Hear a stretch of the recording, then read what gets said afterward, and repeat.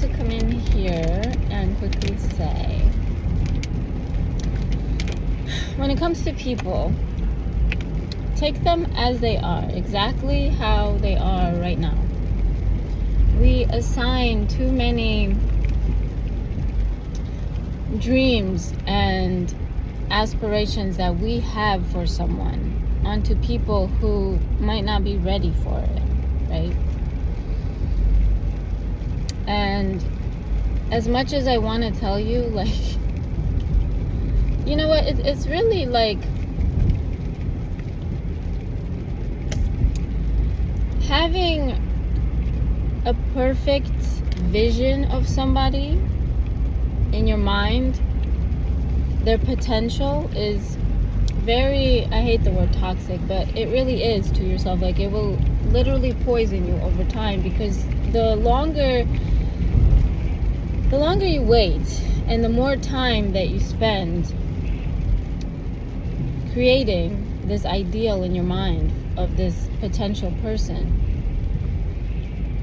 that might not reach that potential, the more delusional you kind of become in your mind that this person will ever be that, and the more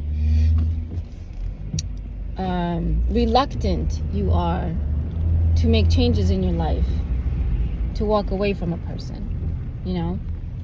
Generally speaking, when we meet people, they very quickly show us, some are more crafty than others, but generally people start showing things to you that might not be ideal in what you're looking for in a connection, in a relationship, you know?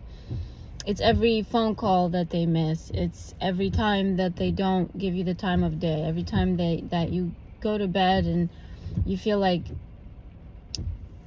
you don't actually have a friend in that person, that they're not somebody that you could talk to, somebody that you call for help and they don't show up.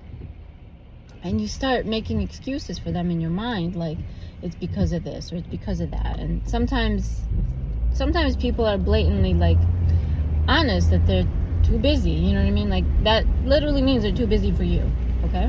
No one is too busy for stuff that they care about, especially like with the current online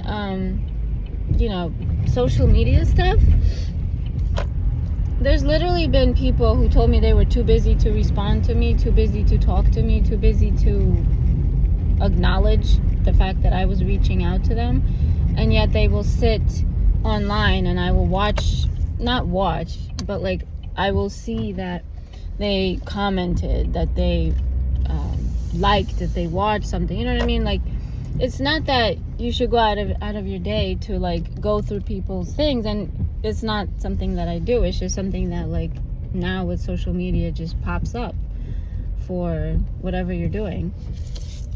And so please don't make excuses for people that make excuses for themselves, and don't spend your time waiting for them to become something that you aspire them to be, because it might not be something that they want, you know, and they might not be striving for that. And the more that we go online and we listen to other people tell us, you know, a similar situation with a beautiful outcome, the more we kind of get attached to an outcome that might not be real for us with that particular person. I mean, that might be real for us with somebody else, that might be real for us in general, you know what I mean? But not with a person that is in question. And it's very easy to just go down a whole, you know, hellhole of looking for meaning in places where it's empty, you know? And I think it's very important to realize, I feel like there's so many people, like 99 or 95% of the people who are reaching out, to third parties for help with like relationships, and not third parties as in people, as in like psychics and therapists. Like, it's all women. You know, we have to really get our stuff together. We really have to stand on business. We have to be able to detach, okay?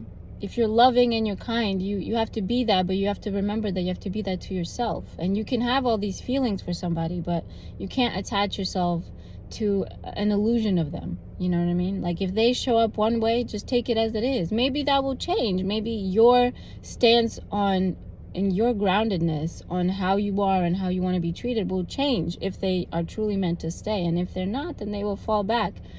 Regardless of what you hear, you know, a reader say, or regardless of what,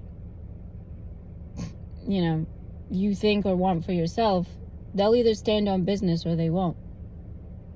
They'll either show up or they won't. And you could spend 50 years waiting for somebody to change and they just won't. You know what I mean? And also, like, you know, so many of us go to, like, somebody for help and, you know, they'll blatantly tell you, like, this ain't it. You know what I mean? But in your heart, you're like, yes, this is it. This is it. This is the one. Because you feel that. And that's cool. Like, that's fine. You could feel those things. You know, like I said, things could change. But we also, like, when we want to believe somebody, when we hear what we want, we believe them. When we hear what we don't want, we don't believe them. You know what I mean? Like, we're very biased. And it's like a disease. It's like an addiction to an illusion of something. Because if you need help trying to figure out a relationship, if you need help trying to figure out a person's intentions with you, if you need help trying to figure out how the person feels about you, that means that person right now isn't it.